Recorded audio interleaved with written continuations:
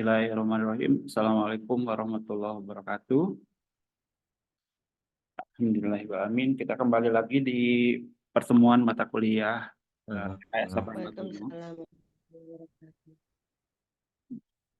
Hari ini kita coba studi kasus ya. Kalau kemarin kita sudah membahas mengenai definisi, kemudian notasi dari diagram aktivitas ya, atau activity diagram. Ya, jadi pada intinya diagram aktivitas ini adalah sebuah diagram atau gambaran alur ya, alur atau tahapan dari sistem, alur sistem gitu ya. Nah, diagram aktivitas atau activity diagram ini adalah digambarkan untuk memperjelas dari diagram use case. Itu ya.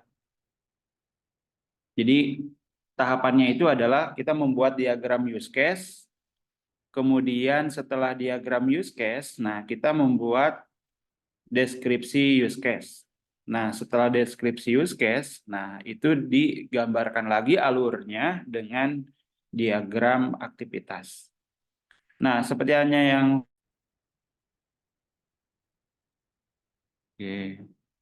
mohon maaf ya, barusan jaringannya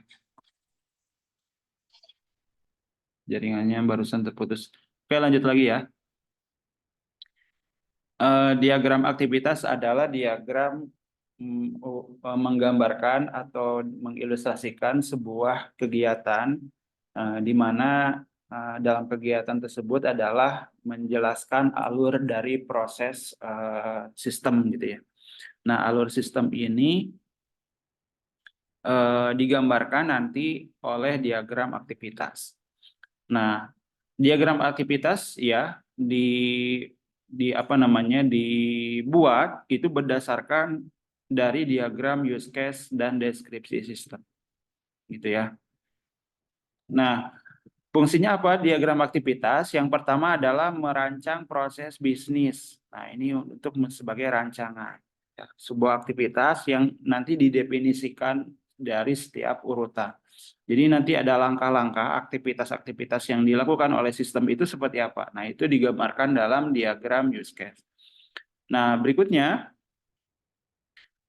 mengurutkan dan mengelompokkan tampilan sistem dari setiap aktivitas memiliki sebuah rancangan antarmuka. Contoh, diagram aktivitas pendataan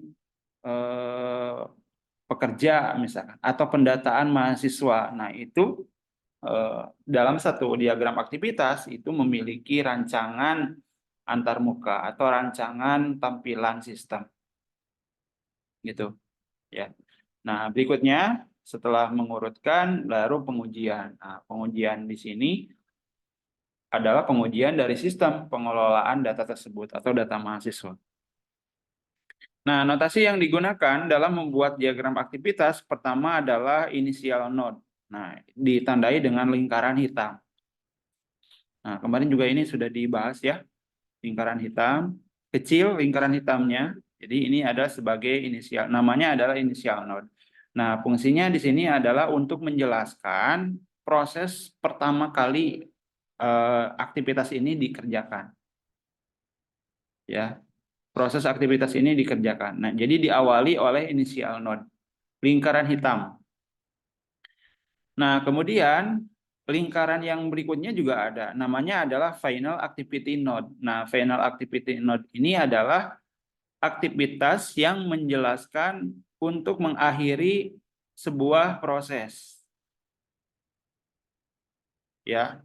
Jadi untuk mengakhiri sebuah proses dari sistem, nah ditandai dengan final node activity.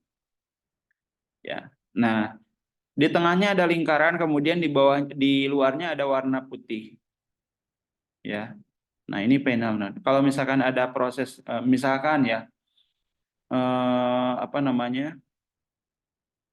pencarian data misalkan. Misalkan dicari berdasarkan NIM, ternyata NIM tersebut tidak ada, datanya tidak ada. Nah, maka NIM tersebut atau data tersebut itu tidak ada. Nah, itu adalah mengakhiri proses. Ya, bukan mengakhiri aktivitas. Kalau mengakhiri aktivitas artinya datanya ada misalkan atau datanya tersimpan. Nah, itu adalah mengakhiri aktivitas. Nah, berikutnya yang terakhir, lingkaran terakhir adalah menunjukkan mengakhiri aliran tapi bukan mengakhiri aktivitas. Nah, ini. Oh, maaf, salah, kebalik ya. Saya ralat. Yang maksudnya adalah yang mengakhiri proses itu adalah yang lingkaran yang tengah-tengahnya ada tanda X. Nah, ini mengakhiri aktivitas. Nah, untuk mengakhiri aktivitas adalah yang lingkaran hitamnya di tengah, kemudian yang di luarnya adalah warna putih. Nah, kalau yang lingkaran yang putih, kemudian di tengahnya ada tanda X, nah itu untuk mengakhiri proses atau mengakhiri aliran. Seperti hanya tadi, cari data mahasiswa, ternyata mahasiswanya tidak ada. Nah, itu mengakhiri aktivitas. Mengakhiri aliran proses. Ini. Kalau misalkan datanya muncul, nah ini itu mengakhiri dari aktivitas. Atau ketika pendataan data mahasiswa, nah mahasiswa itu data mahasiswa tersimpan di tabel MySQL misalkan. Nah, itu mengakhiri dari aktivitas. Jadi kalau mengakhiri proses, mengakhiri aliran proses, nah itu ditandai dengan huruf X di tengah-tengahnya. Itu ya. Jadi sekali lagi, kalau mengakhiri aktivitas, mengakhiri diagram, nah itu ditandai dengan lingkaran hitam di tengahnya, kemudian di luarnya warna putih. Itu mengakhiri aktivitas. Contoh, sistem atau misalkan data mahasiswa tersimpan di penyimpanan. Nah, ini. Ya, simbolnya ini. Kalau misalkan pencarian data ternyata datanya tidak ada, nah maka itu diakhiri prosesnya atau alirannya dengan lingkaran putih, kemudian di tengahnya ada huruf X. Nah, berikutnya ke bawahnya ada action. Nah, action ini adalah aktivitasnya, perilakunya, tahapan-tahapan aktivitasnya. Nah, ini contoh misalkan aktor misalkan atau admin ya memasukkan data mahasiswa. Nah, action ini adalah memasukkan data mahasiswa. Itu ya. Mengecek NIM misalkan. Pencarian data, nah itu adalah action. Jadi actionnya, jadi aktivitasnya, perilakunya. Ya. Nah, berikutnya adalah ada activity. Nah, activity di sini adalah menunjukkan langkah-langkah aktivitas ya. Jadi langkah-langkah aktivitasnya pada sebuah sistem yang terjadi pada sistem tersebut. Jadi urutan langkah-langkah, urutan dari action-action itu dinamakan dengan activity. Jadi semua langkah-langkah yang ada pada diagram, nah itu dinyatakan dengan activity. Jadi activity di sini aktivitasnya bisa banyak gitu ya. Langkah-langkahnya bisa banyak. Nah, kemudian kemarin juga ada decision ya. Jadi kalau ada pilihan misalkan ini ada decision. Ada ya atau tidak. Ya, jadi ini adalah kondisi yang nanti kemungkinan bisa terjadi dalam sebuah aktivitas atau dalam sebuah alur sistem ya. Contoh misalkan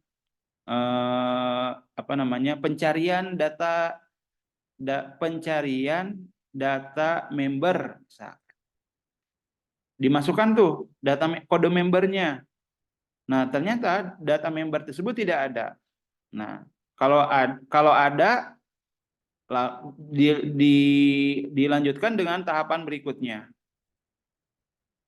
Kalau tidak ada, nah gimana itu kalau tidak ada? Nah, kalau tidak ada berarti harus ditambahkan dulu data membernya. Kembali lagi ke atas ke proses pendaftaran. Nah, itu kan pilihan tuh, ya. Apakah belanjanya lebih dari 100.000? Nah, kalau lebih dari 100.000 memperoleh diskon. Nah, kalau tidak lebih atau kurang dari 100.000 maka tidak dapat diskon. Nah, itu pilihan. Ya. Nah, kondisi ini memang kemungkinan bisa terjadi kalau seandainya alur dari sistem ada decision, ada pengandaian gitu ya. Ada kondisi yang harus apa namanya? Eksekusinya adalah pilihan. Bisa ya, bisa tidak. Seperti hanya tadi sistem transaksi penjualan. Kalau pembelanjaannya lebih dari 100.000 memperoleh diskon, memperoleh gratis ongkir. Kalau belanjanya kurang dari 100.000, maka tidak memperoleh gratis ongkir atau diskon. Nah, seperti itu. Nah, berikutnya adalah merger. Merger ini adalah menggabungkan dari dua aktivitas atau lebih. Nah, digunakan untuk menggabungkan jalur keputusan yang dibuat menggunakan simpul keputusan. Jadi kalau ada apa namanya dua syarat misalkan ya, syarat pertama, syarat kedua sudah terpenuhi, maka digabungkan. Contoh misalkan seperti ini, kita diminta untuk mengirimkan persyaratan masuk kampus misalkan. Nah, foto sudah dikirimkan, kemudian ijazah sudah dikirimkan, formulir sudah diisi,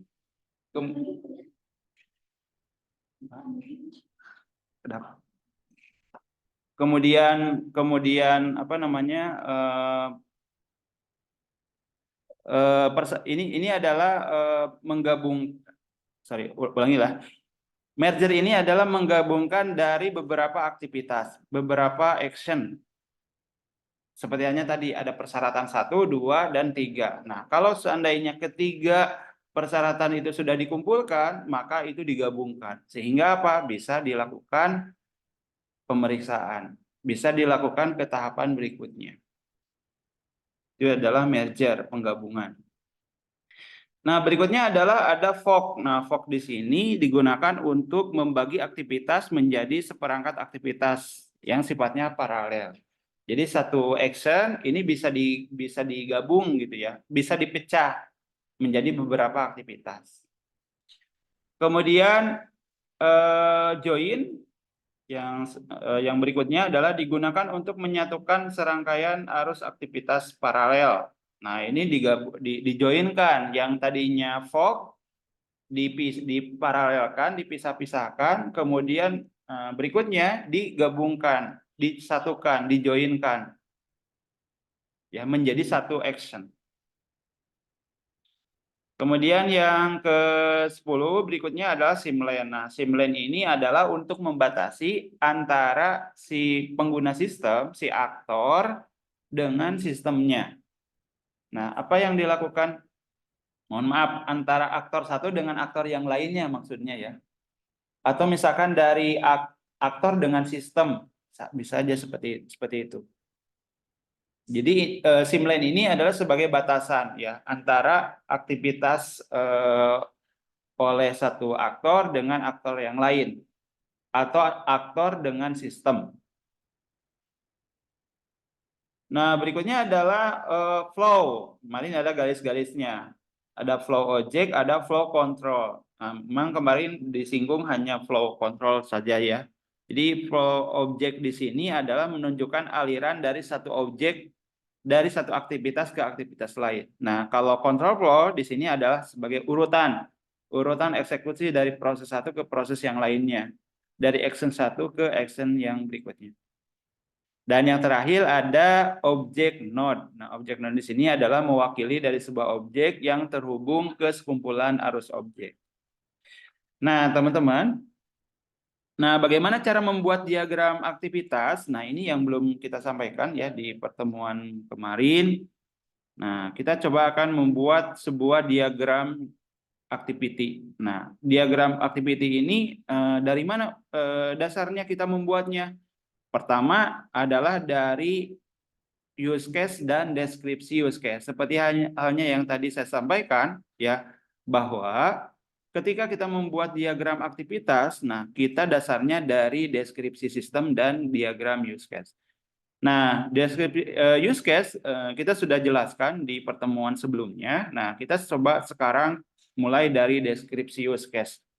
Nah, dari satu use case, kemudian itu dari gambar diagram use case, kemudian dijelaskan dalam use case, dalam deskripsi use case.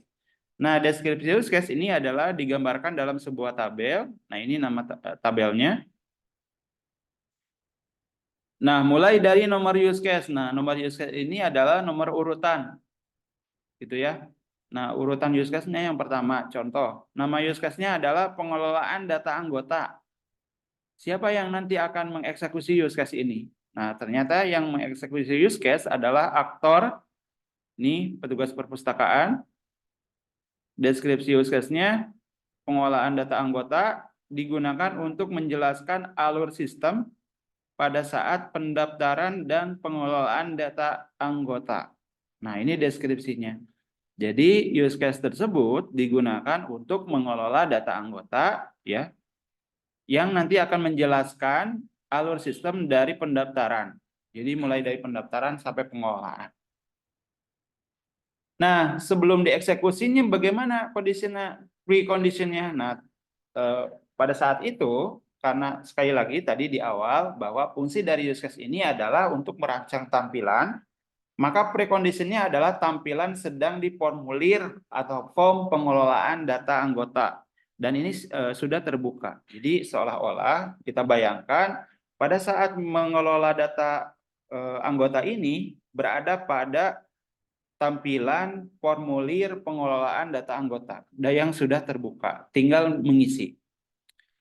Berikutnya, post conditionnya bagaimana? Nah, data penambahan anggota berhasil tersimpan pada tabel anggota. Jadi setelah formulir itu diisikan, kemudian diklik tombol simpan, maka data itu tersimpan pada tabel anggota. Itu adalah post conditionnya. Nah, kalau free condition, sekali lagi, itu adalah kaitannya dengan tampilan yang sedang aktif, yang sedang terbuka itu tampilan apa? Kalau pengelolaan data anggota, maka tampilan formnya adalah data anggota. Nah, post conditionnya setelah itu dieksekusi, nah maka data penambahan data anggota yang dimasukkan itu tersimpan pada tabel anggota. Nah, lalu alur berjalannya sistemnya bagaimana? Nah, pertama, nah aktor di sini, kemudian ada reaksi sistem, ya. Nah, aktor melakukan pengisian data anggota sesuai dengan formulir, ya. Jadi aktor mengisi data anggota, misalkan nomor, kemudian nama, alamat, nomor HP, email, nah itu adalah datanya. Kemudian si aktor tersebut menyimpan, mengklik tombol simpan. Nah, lalu bagaimana yang dilakukan oleh sistem, reaksi sistemnya? Nah, yang ketiga, melakukan pengecekan data yang dimasukkan oleh aktor dan memastikan data sudah sesuai dan tidak. Nah, apabila pada formulir yang diisikan tadi belum diisi atau belum sesuai, maka ada muncul pesan data belum lengkap. Silakan lengkapi kembali. Dan yang terakhir, apabila data yang dimasukkan sudah sesuai, maka isian anggota akan tersimpan sesuai dengan post condition. Ya, ini post condition. Kemudian preconditionnya adalah aktor mengisi data anggota pada formulir. Nah, ini adalah deskripsi sistem dari use case. Nah, use case-nya saya tidak buat ya, tapi teman-teman bisa dibayangkan karena kalau use case itu tidak hanya mengelola data anggota saja, tapi dengan mengelola data-data yang lainnya. Kemungkinan di sini akan panjang sekali gitu ya, tapi saya jelaskan dari mulai deskripsi use case-nya dulu. Nah, ini deskripsi use case. Kemudian setelah deskripsi use case, baru kita bisa membuat diagram aktivitasnya. Ya. Nah, diagram aktivitas karena tadi aktorannya hanya ada satu, yaitu petugas perpustakaan, maka kita mulai dari simlen petugas perpustakaan. Nah, teman-teman semua, yang saya maksudkan tadi simlen adalah ini. Ya. Ini adalah simlen ini adalah batasan antara pengguna atau aktor dengan sistem atau aktor dengan aktor. gitu ya. Jadi dibatasi dengan simlen. Simlen di sini adalah apa namanya kolom gitu ya. Dan simlen ini bisa ke bawah, bisa kolom, bisa ke samping, bisa baris, boleh. Jadi posisinya bisa kebalik seperti ini. Sorry. Nah, posisinya bisa kebalik seperti ini, dan itu diperbolehkan. Ya. Nah, mulai dari simlen petugas perpustakaan, ya, di sini diawali dengan inisial node warna hitam, ya. Kalau warna hitam inisial node ini, warna hitam ini tadi sudah disampaikan bahwa untuk mengawali dari aktivitas. Jadi semua activity diagram atau diagram aktivitas harus dan selalu diawali dengan inisial node lingkaran hitam ini. Nah, berikutnya si petugas, apa yang dilakukan oleh si petugas? Nah, pertama mengisikan data anggota.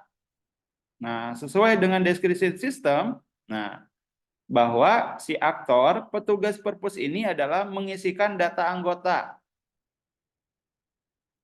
sesuai dengan formulir. Berarti actionnya di sini mengisi data anggota. Lalu berikutnya adalah klik tombol simpan. Nah, maka di sini klik tombol simpan. Ya.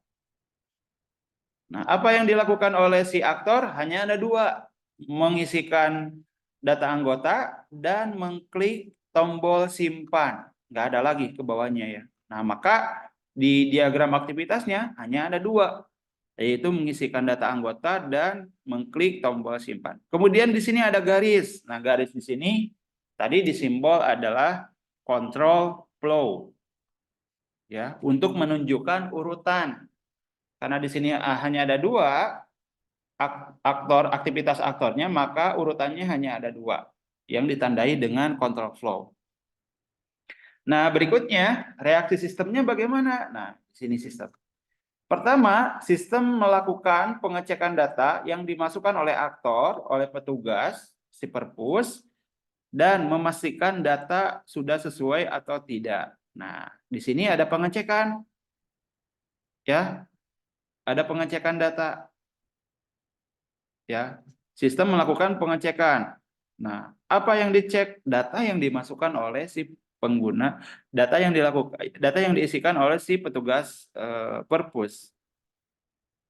Nah, berikutnya, apabila data formulir ini belum diisi dengan benar, maka sistem akan memunculkan data belum lengkap. Silakan lengkapi lagi. Nah, kalau isinya sudah benar, maka data itu tersimpan di tabel anggota. Nah, kita lihat di sini. Nah, ternyata kan ada dua pilihan. Pilihan yang pertama adalah sistem menampilkan pesan melengkapi data. Ya, kemudian yang kedua, kalau seandainya lengkap, ya maka kondisi yang kedua adalah menyimpan ke tabel anggota. Kemudian berakhir di final node. Ya, nah, untuk mengakhiri aktivitas ada final node. Nah, lingkaran hitam tapi di luarnya ada warna putih. Seperti itu. Nah, inilah kira-kira teman-teman bagaimana tahapan kita dalam membuat sebuah diagram aktivitas ya yang harus sesuai dengan deskripsi sistem, alur dari sistem. Jadi alur dari sistem kemudian digambarkan lagi di dalam sebuah diagram aktivitas. Seperti itu.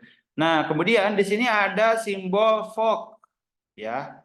Nah, kita ketahui di atas tadi ya, fork di sini adalah fork node yang digunakan untuk membagi aktivitas dari aktivitas satu kemudian menjadi paralel. Nah, ada dua. Sebetulnya ini kalau tidak menggunakan aktivitas pun bisa. Itu ya. Sebetulnya kalau tidak menggunakan aktivitas pun bisa. Ya. Jadi dari decision di sini langsung ke sini itu bisa.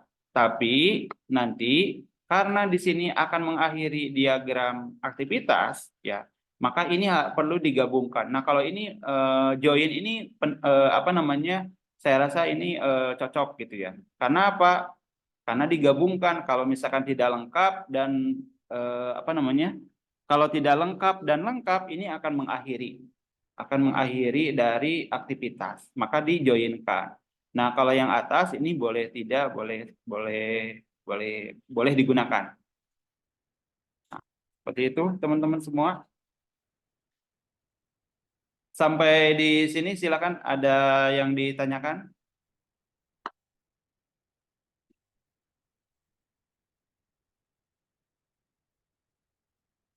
Suaranya masih terdengar? Ada pertanyaan nggak? Silakan. Pak, untuk materinya bisa di LMS, Pak. Boleh. Nanti saya kirimkan di LMS ya. Ada lagi?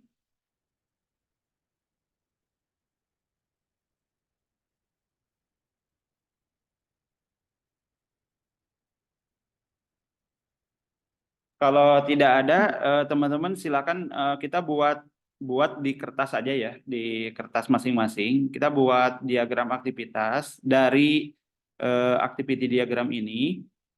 Nah, kalian pertama tuliskan dulu ini supaya paham ya. Pertama buat dulu deskripsi sistem ini, kemudian setelah deskripsi sistem buat diagram aktivitasnya. Kemudian kita telaah ini.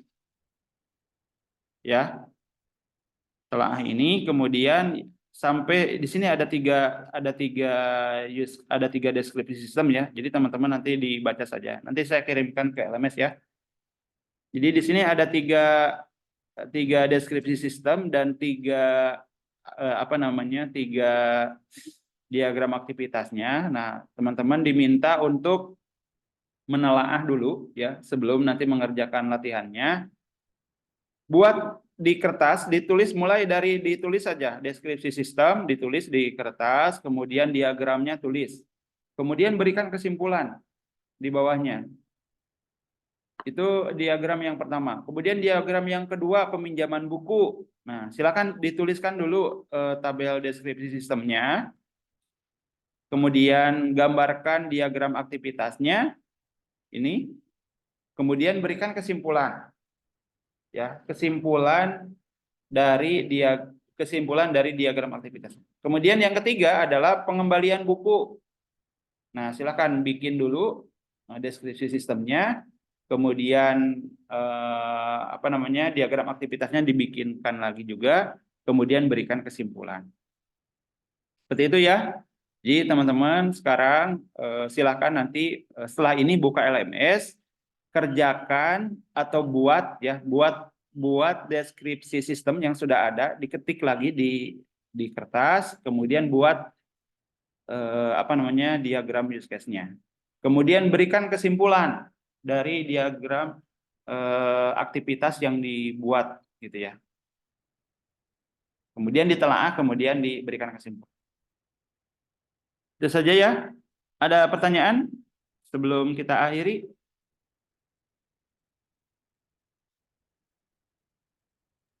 Cukup, Pak. Mungkin cukup, Pak. Oke, nah silakan setelah ini lihat LMS-nya, kemudian lakukan apa yang saya sampaikan tadi ya. Buat deskripsi sistem dan diagram aktivitas, kemudian berikan kesimpulan. Demikian itu yang bisa disampaikan. Terima kasih. Mohon maaf bila ada kekurangan. Silakan kalau ada yang ditanyakan boleh WhatsApp. Ya, terima kasih. Wassalamualaikum warahmatullahi wabarakatuh. Waalaikumsalam. Waalaikumsalam warahmatullahi wabarakatuh.